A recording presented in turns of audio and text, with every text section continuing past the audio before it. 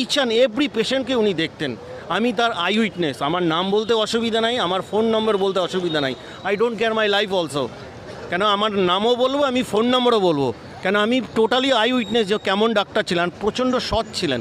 আমি যখন 1 আগস্ট ওনার কাছে যাই, আমি যে জানি না আমাদের সেই নির্যাতিত ডাক্তার, আমি যখন লাইনে দাঁড়িয়ে আছি তখন দেখছি ওরা 3 জন বসে আছেন।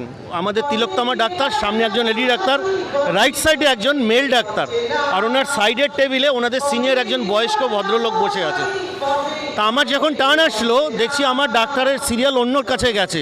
তা আমি তার আগে দেখলাম একজন পেশেন্টকে উনি 35 মিনিট দেখলেন, ওনার রিপোর্ট সব কিছু। তখনই আমি ডিসাইড করলাম না, আমি এনাকেই দেখাবো, আমাদের সেই নির্যাতিতা ডাক্তারকে। তা আমার যখন সিরিয়াল আসলো অন্য ডাক্তারের কাছে চলে গেছিলো, আমি পেছন থেকে একজনকে ছেড়ে দিলাম, ছেড়ে দিয়ে বললাম আপনি যান, আমি ওনাকে দেখাবো। ওনাকে দেখালাম, উনি আমার স্টেথো দিয়ে আমার বুক পিঠ সব কিছু দেখলেন। তারপরে ওনার কথা